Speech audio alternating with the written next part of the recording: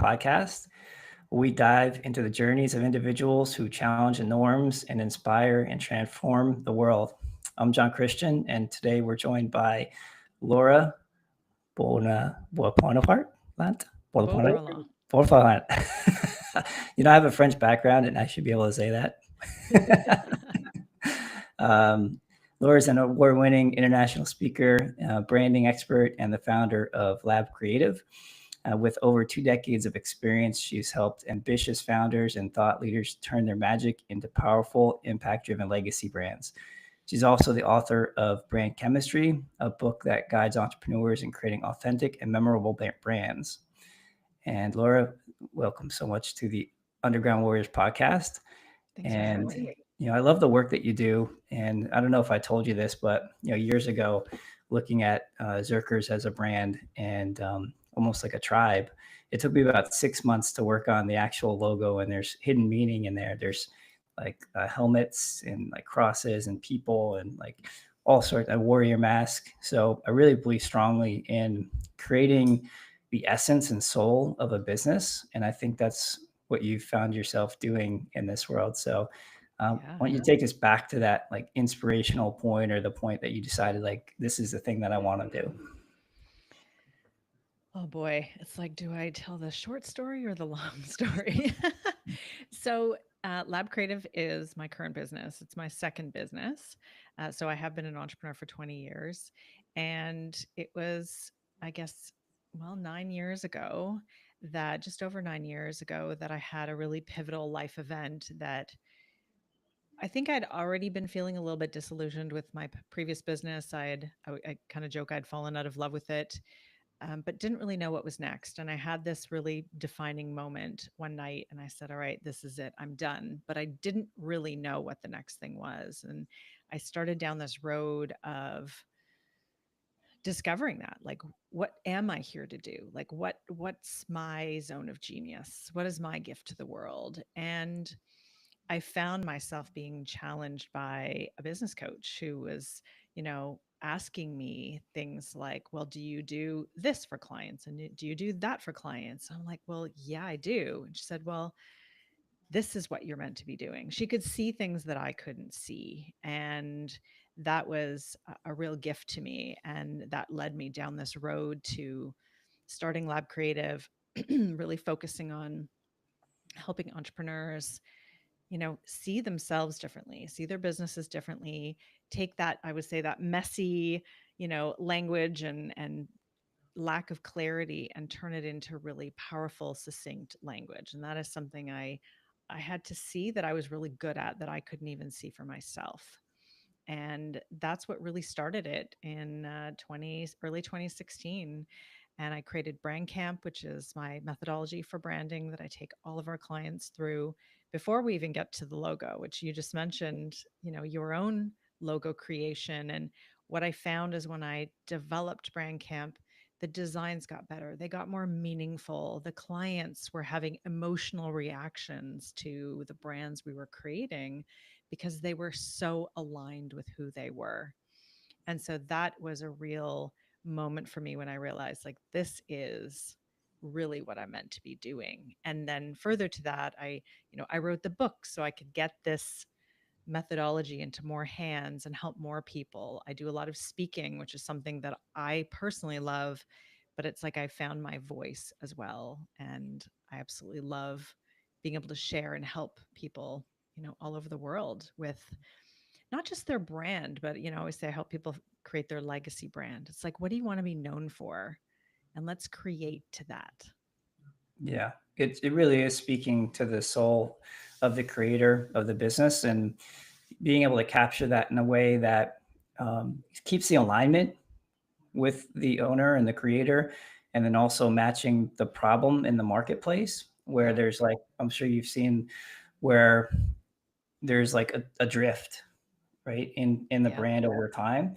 So, and having that clarity and connection and almost planting your flag at the thing that you want to be known for in this world is actually pretty terrifying when you think about it, like saying you're the number one in the world at this, or very unique, but the unique expression, everybody in this world is completely unique. So even though something's done a certain way, nobody can do it exactly like you.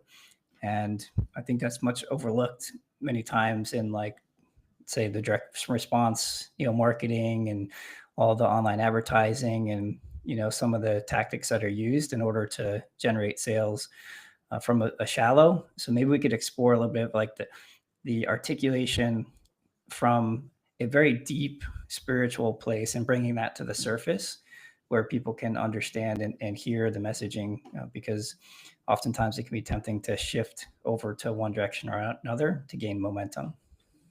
Yeah, I think it's a fascinating journey for people, and you touched on something about, things are done a certain way, and I do find that there's in certain industries there are conventions, and people fall into the trap of following those conventions.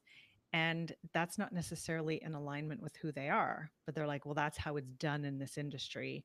And it's really scary to go outside of what is conventionally done in your industry, right? You see lawyers, you think suits and, crossed arm photographs and a very specific look, or you look at naturopaths and they have a very specific sort of convention to their industry as well. So, how do you break free from that? And that's where really understanding who you are and how to bring your soul into your business and how Mhm. to bring meaning to it that is beyond just what you do, but why you do it and how you do it. And I think it's peeling back those layers. It's, you know, one of the things that I do is I'm really good at reading body language and listening for words. Like I'll be working with somebody and something will come up repeatedly and they don't hear it. And even if I say it back to them, they'll resist it because maybe it's a bit different from what, is typical. And it's really continuing to dig through those layers and peel things back to really get to the heart of it. I always say we want to get to the essence of your brand. And I Mhm. call that the heart and soul. Yeah, And we can sum that down into just a couple of words. And then that becomes everything. Everything that you create, whether it's social media or marketing or a new product line, whatever it is like, is this in alignment with the essence of this brand? And that I would say this is deep work. People think it's a branding exercise, but I mean, we go deep, deep. And I would say, well, I don't always say this, but somebody said this to me once about what I do. And she said, I see deeply into people's souls. I pull out the best of them and I put it into words and visuals. And I thought that was the most beautiful description of the work that I do. absolutely. There was an exercise I did years ago with some mentors of mine that are absolutely amazing. And one of the questions they asked me, and I'm not sure if this is something, I'm sure this is something you do, is, what type of feelings do you want to create in others? Was the first question. And for me, it was, help people feel alive and awakened inside. And then from there, it was, well, what are the three words, right? Impact, conquer, and live. And then what is the, like, let's say the slogan or the thing that you stand for? What are you taking a stand for? And it's unleashing human potential through adventure. And then who am I as an individual? I'm a loving, compassionate, powerful leader. So those things, even though they seem like simple statements, like you said, when I was starting to find that, the words previous didn't, like, almost pop off the paper, like energetically glow off the paper. And it's like you can see this energy in the words in the person when they speak it. And then the things that piss you off in this world, so what are the things? I think it's absurd, that 80% of the world's population is unfulfilled in their careers, and the education systems aren't supporting us in giving us the tool sets in order to thrive in this new world. So, like, getting connected with these things almost like connects a circuit, Yeah. in your heart and your mind and your brain. And it allows you to step into the truth of who you are and then articulate that through a brand, whether it's a company or a book or a podcast or whatever that is. And I think a lot of people have been in these situations where they forgot who they are. So what you're doing is very sacred work, I think, very deep work for people, you know? Yeah. Absolutely. And it's actually much easier to write a paragraph or a page or pages of things versus one sentence, one Oh my short God. Yeah. sentence. And so that's the exercise. Like while these sentences, these phrases that you just shared are simple, they're short, but they're concise, they're easy to remember. Somebody could easily repeat that back. Nobody's going to remember the paragraph or, Mhm. it's that the hardest part is taking all of these ideas and distilling it down into something really short and powerful. That's hard work. Absolutely. And then for the brand chemistry book that you have out there, what are the we're talking about some of the core principles, but if you could maybe outline three of the top core principles in there when somebody's thinking about where to even start with this ideation process. Yeah. So the book is based on Brandcamp. So I take people through the 8 elements that are a part of that. And a few of them, the first one, we'll just start with your target audience. I think everybody needs to understand who their audience is. I think the challenge is that a lot of times people look only at the demographics, where they live, their age, gender, maybe some specific things like that, education. But what's really important is to look at the psychographics of your target audience. What makes them tick? What are their challenges? What do they desire out of life? What's keeping them up at night? What are their struggles? Because you want to be able to speak to those challenges that they're having because you are providing the solution. So when you can get really clear on who these people are and find the common thread that links them, then it's so much easier to write in a way or create products or services that will connect to the specific pain points that your clients have. And I think a lot of people struggle with this, getting really deep into it. And again, this isn't surface stuff. It's, getting really deep into who they are as people. Another thing that a lot of times people get wrong is they focus on the features of what they do, which you need to understand what you're actually offering. But you want to flip the script and really focus on the benefits because people aren't buying, a membership, or they're not buying branding or design. It's like, what are they getting from this? And so flipping that around and really understanding, like, these are the benefits that your brand offers people. Something that I was taught years ago by a copywriter, actually, which I thought was brilliant, is that if you go through your website, this is a great tip for everybody, go through your website and count how many times you say I or we versus you. And you should have 3 times as many yous to I's or we's. That means your website is actually written for them, as opposed to like, here's what I'm giving you versus this is what you're receiving. And so those are a couple of things that we do. And then we go down into other pieces like brand personality. To me, it's essential to understand the personality of your brand so that when you're writing for social media, when you're going to a photographer and getting maybe brand photos done, what do you want to reflect in those? Because I also believe that your personality, whether it's your personal brand or the business, should be the same no matter where people are seeing you.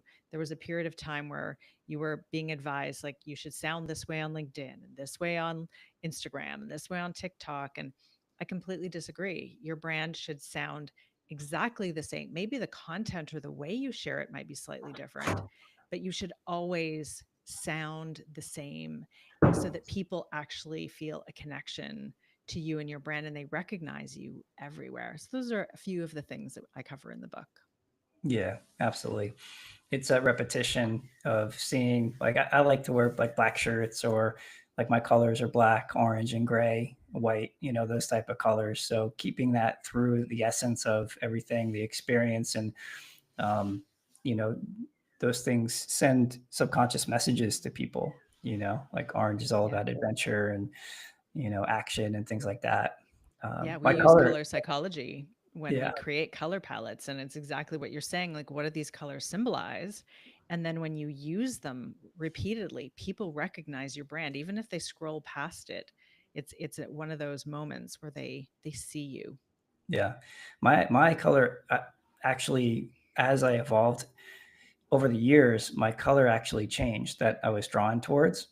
So originally it was like the blue, like a blue color. That was my favorite color. Then it evolved as I went through my journey to like orange, and now it's kind of evolving. Like I'm like, like there's these purples and like golds, and I'm like, like interesting, and it goes with the chakras too, right? Like as you evolve and get higher level consciousness, you start to be attracted to different colors as well. So in the Mm, work that I do, the conscious human performance model that I developed, there are colors to these different levels of individuals and how they're operating. And so I think that's an important thing too, is that, if you are looking to reach people that are maybe feeling like lethargic or feeling like they're a victim, all those different things, even though you're kind of like over here, some meeting people where they're at is also a challenging conversation too, because as you're speaking, it almost feels out of alignment with who you are to speak in the way that resonates with somebody that may not have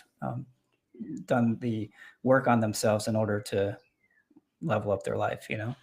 yeah, absolutely. So how do you work through that conversation?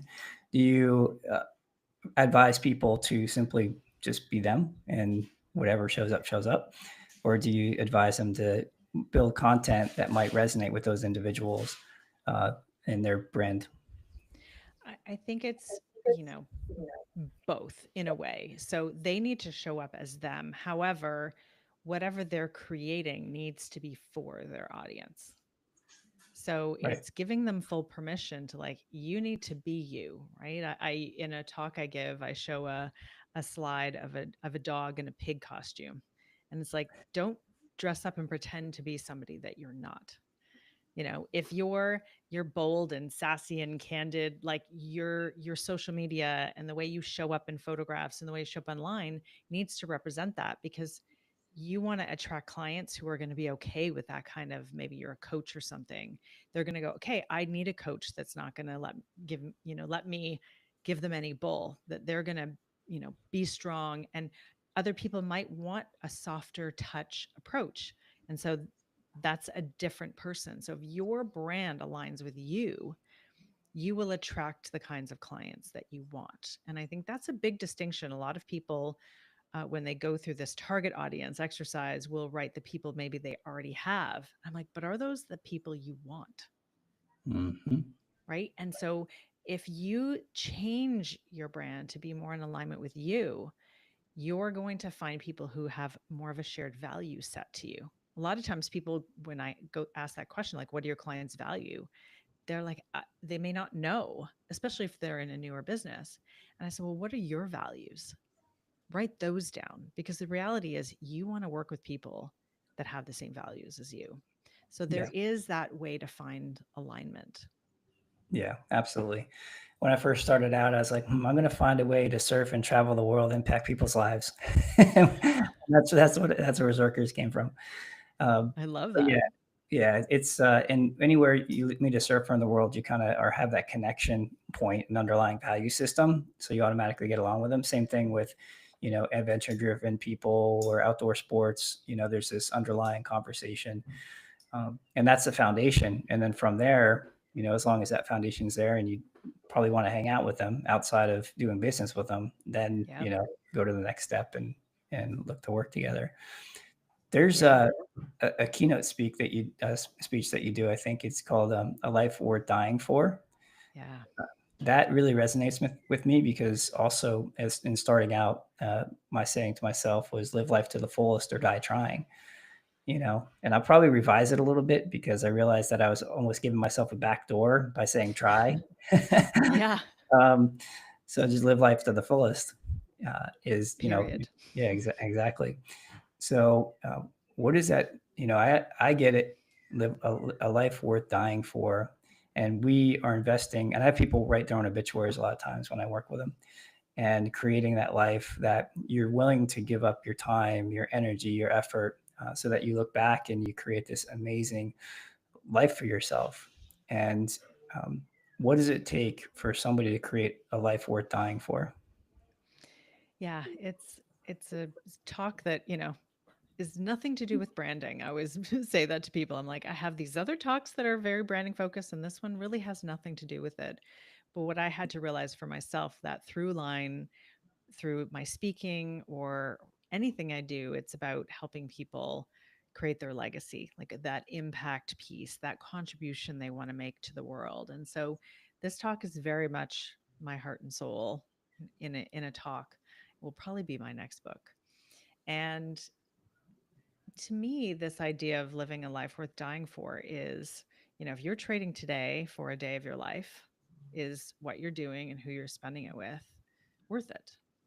And we've been taught this idea that you can't live every day like it's your last. And I feel like there's these stories that we've heard, and I'm like, but what if we could? Like, what if we actually did? And it's a hard practice. Like, there are days that I'm definitely failing at my own assignment. But to me, what's really important is, I say, it's living a selfish life of meaning. It's getting clear on what you want first. What do you really desire out of life, and getting rid of the shoulds so that you actually get to enjoy a life. And I say that if you have a beautiful life and you're living life to the fullest, you're modeling that for others, whether it's your kids or friends or spouses, family, whatever that is. And some people might like it and some people might not. But if you're truly living for yourself, that isn't to the detriment of others, which is what the dictionary likes to define the word selfish as. Like, no, but what if you just really took care of you, and that had a beautiful positive ripple effect out to everybody that you come into contact with? Imagine if we all lived that way and we all lived these full, rich lives. You mentioned that what's the percentage of people who are unfulfilled in their job? It's about 80%. 80%. Like, imagine if that was flipped, so that it was 80% of people were fulfilled in their work because they were doing something that they felt was meaningful, or they changed the narrative around the work that they do, and they actually started to bring joy and enjoyment and something else to that work because they could find more meaning in it. So Yeah. one thing that I did is I distilled it down into 8 words that I desire and how I want to live my life. And so every decision that I make in my life goes through the lens of those words. And it makes decisions easy. Doesn't mean that life is always easy. Doesn't mean that what I have to do to say yes to something is easy, but the decision becomes easy. And I know it's in alignment with me and what I desire out of my life. I love it. Yeah, that's so in line with the what I stand for, and the whole premise of this podcast. Inspiring people to get connected to with those things, and to shift their perspective and to take risks and leaps of faith. And you never know where it's going to lead, and most likely it's going to lead to a little bit of challenging time. But on the other side of that is the most rewarding experience you can possibly imagine.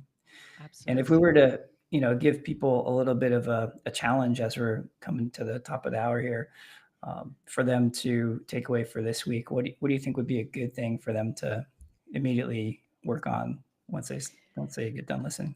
Yeah. So, I mean, we could go the branding route, but since we've just been talking about this, a life worth dying for, I think a really beautiful exercise, and this is how I came to my own 8 words. And it's not like everybody needs 8 words, and everybody has a different way to find these things in their life. But I just started writing down everything I desired in life or wanted in life, whether it's experiences or feelings, and I just wrote freely. Then I went back through that and I went, do I really desire this, or do I think that I should? Because society, whatever the things are that make us think we should want certain things in our life. And so once I got to this list of things, I'm like, no, these are the things that I really desired of life. I grouped them and I started to find ways, like, how can I distill this into one word? And so one of my words is adventure. And I know that resonates with you. And so, how do I live adventure? Well, it's moving abroad with my family. It's going on adventure travel trips like I just did to Papua New Guinea. It's having life experiences that are adventurous. And so there were so many areas of my life that I could put into this bucket of the word adventure. So maybe it's just starting by writing these things down and then really sitting with each of them and going, do I really, or do I think I should? And then starting to see, are there common themes that you can see coming up? I think that might be just a good exercise for people to start thinking about what they really want to live, want out of their life. Yeah. Yeah. And it takes time, if you write those words down and your life doesn't look like that, it's no reason to beat yourself up. You just wake up the next day and ask yourself, well, how can I put a little bit more adventure in my life? Or how can I put a little bit more love or, courage or whatever leadership those words are? And those little 5% tweaks really make a difference over, a decade. So Absolutely. amazing. Well, I appreciate you, Laura. Thank you so much. And thank you guys for joining us for the Underground Warriors podcast. And until next time, stay inspired, keep pushing boundaries. And Laura, if somebody wanted to get a hold of you or get a copy of the book or, jump into some of the work that you do, how can people find you? Yeah, absolutely. Well, first of all, thanks for having me here, John. I really enjoyed the conversation. So you can go to labcreative.ca, which is my branding website. I've got a personal website, laurabeauparlant.com. You can find me on social, Lab Creative Inc. and Laura Beauparlant. Come and connect with me, LinkedIn, Instagram, and say hi. Let me know that you heard me here. Absolutely. I love it. Well, thank you so much. And here's to building a life and legacy worth living.